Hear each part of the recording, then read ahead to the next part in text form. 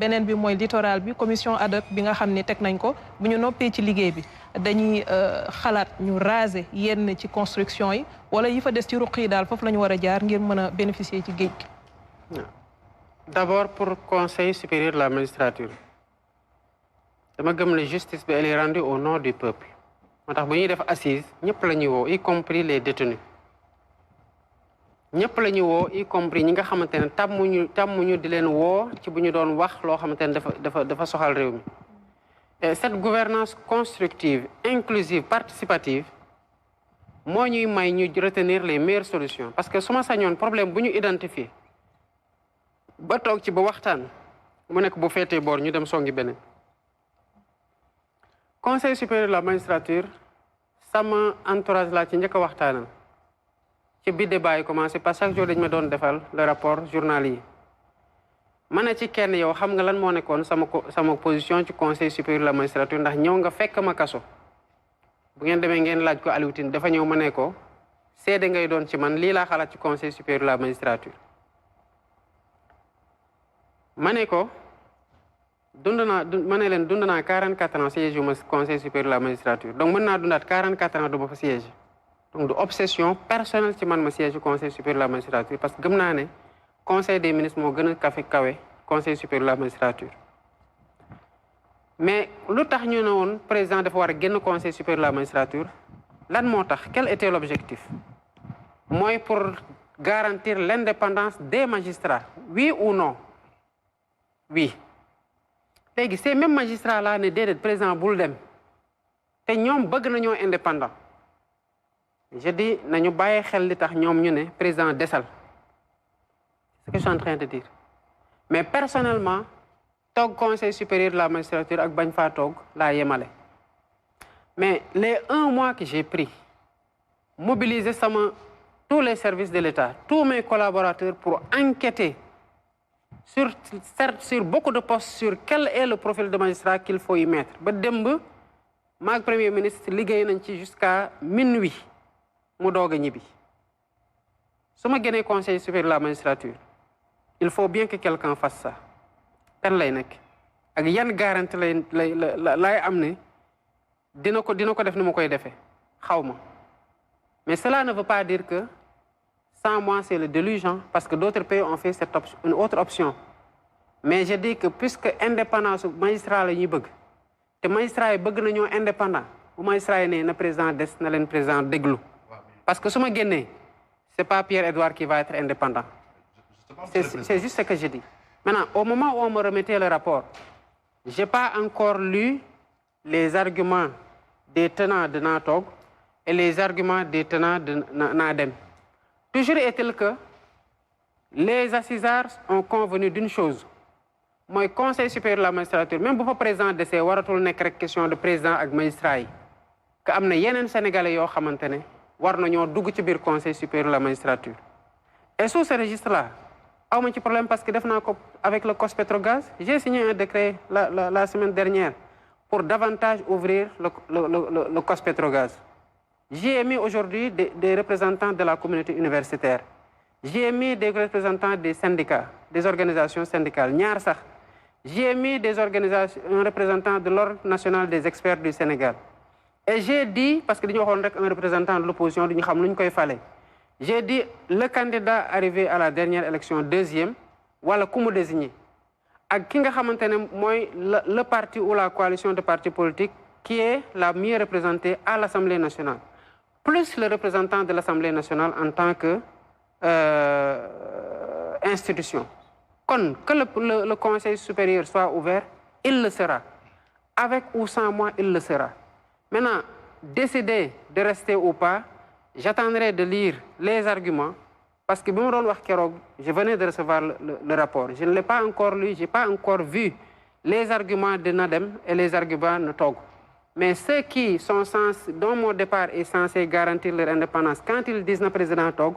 en toute froideur en toute lucidité avec le recul qu'il faut je veux entendre ces arguments-là et voir le poids qu'ils donnent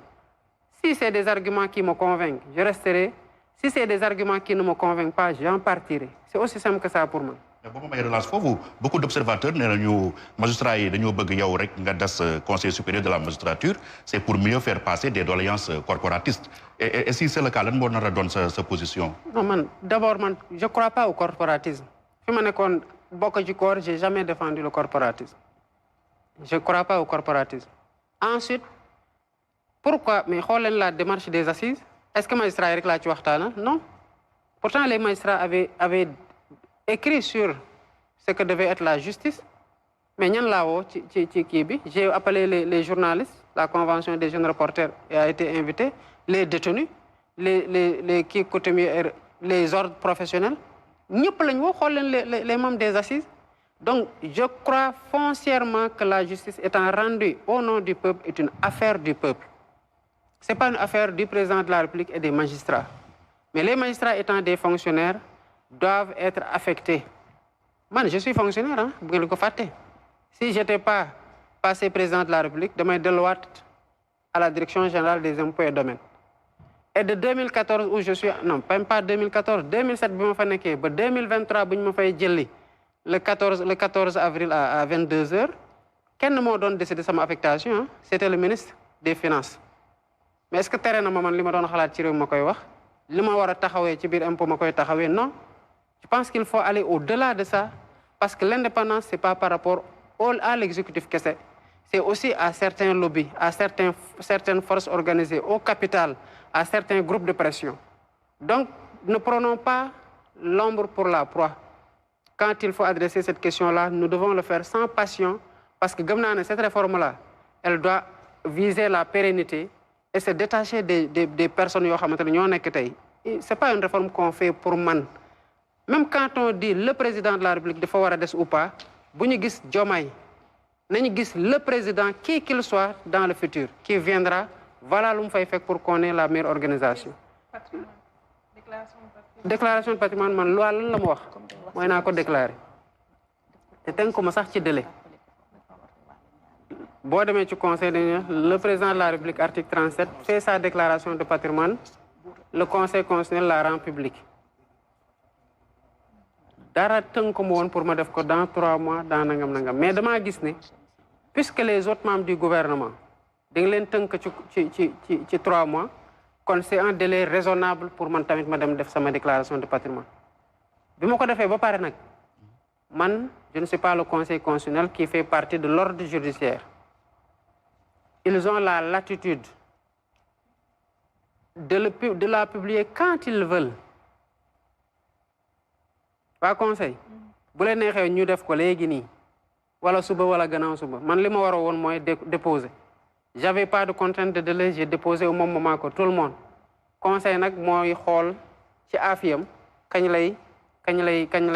lay publier ou kañ lay bañ a publier. Mais comme je l'avais dit, du évoluer, c'est les mêmes biens.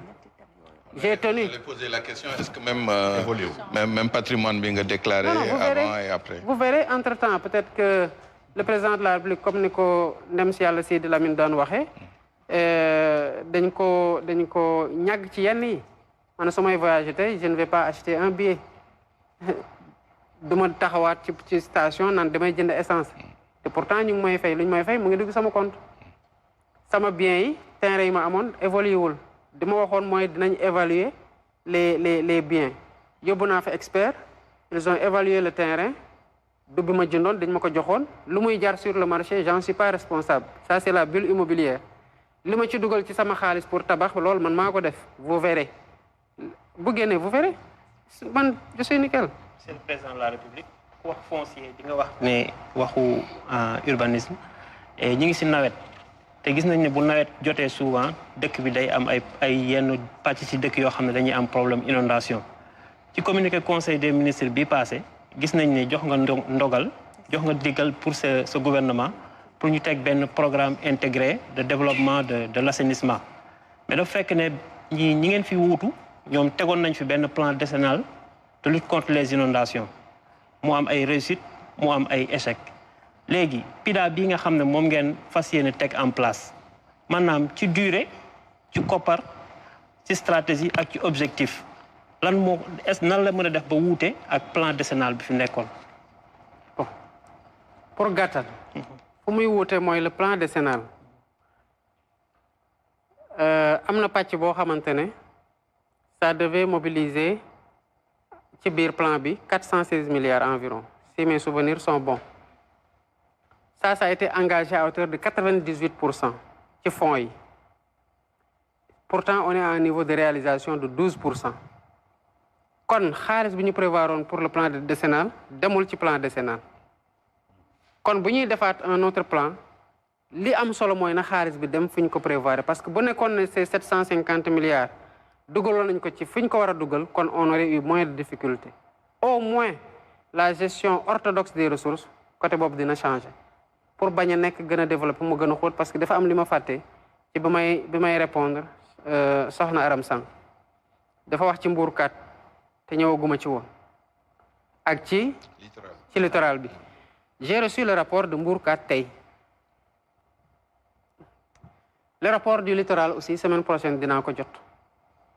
le rapport de Mbourkat am na ay recommandations mais ci constat yi kese bu ñu la waxee ne que 9 personnes ci Mbourkat am nañu 1104 parcelles ça vous choque pas bu ñu leen waxee ne ci nouvelle ville de Thiès 34 personnes am nañ 16 186 parcelles ça ne vous choque pas mais man kaso laa ci waxtaan ak ay nit parce que je savais mais évidemment dañu bàyyi 9 personnes ñu am 1000 parcelles quand la convention des jeunes reporters keroog ba mu jaaree seet si waxu habitat dama leen ne dinañ mën a def dara Mbourkat donc lu ñuy jël ni de pour suñu patrimoine man quand 5 ans bu jotee ma publier sama déclaration de patrimoine vous verrez je ne suis pas dans l'accumulation mosuma ci nekk faseeru ma ci nekk parce que à titre d'exemple bi may fàllu gis ngeen sama compte pourtant noonu la toll j'étais diablement heureux et je veux rester diablement heureux même sans argent parce que fi ma ko weer bokkut ak nekkul ci xaalis mais justice sociale nag dafa waroo ak un groupe de 9 personnes am junni parcelle ak téeméer ak ñeent wala fanweer ak ñeenti nit am fukki junni parcelle ak juróom benn ak téeméer ak juróom ñett fukk ak juróom benn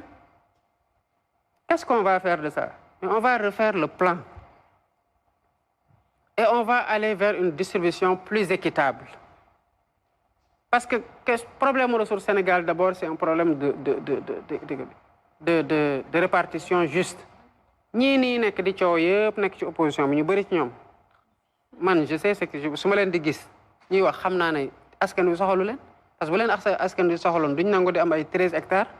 ay 50 hectares ay 200 hectares ay 1 hectare sax 1 hectare c'est 43 parcelles pourquoi kenn nit parce que jege na nguur war a am 1 hectare 43 parcelles yoo xamante ne day dem jaay ji ko yeneen sénégalais te li ko ko may kese mooy jege nga nguur mu ne la andil sa carte d'identité booy bàyyil ñu jox la 1 hectare c'est ce qu'on cherche à réparer à Mbourkat et dans la nouvelle ville de Thiès injustice la littoral bi aussi kazalika nit ñi egg nañu fi ba bâtiment état am nga xam ne pour nga jox ko nit le patrimoine bâti da nga war a dem assemblée nationale ñu voté loi nga doog am autorisation pour dindi ko nit ñi dañuy dem fekk bâtiment bu màgget mais c'est bâti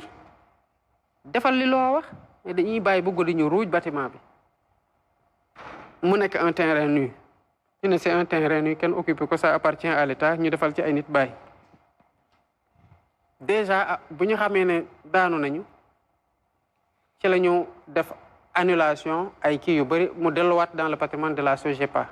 et il y a encore énormément de choses à récupérer c'est pas pour jël ko distribuer waat ko waa nguur gi de mais ça doit aller aux Sénégalais parce que fii ku fiy jóg di daanu di xëy suba ak ngoon boo yeewoo bu ñu xaree sa xol kër ci nekk bu ñu tojee sa bopp kër ci nekk loo mën di wax boo ko waxee boo ko waxul kër ngay xalaat c'est une sécurité dañ ko war a yombalal Sénégalais yi ba pare yiwen ci nuñ koy joxee mu ànd ak maandute maanaam que les gens aient la même chance d'y accéder parce qu'on sait à quel point c'est difficile d'accéder à la propriété loolu moo tax bu ñuy def on a réduit le ciment te dinañ ci defaat ay jéego yu bëri gën a gunge nit ñi à l'accès ci accès à logement parce qu'ils méritent ça les Sénégalais c'est juste le but de l'exercice sur le littoral c'est la même démarche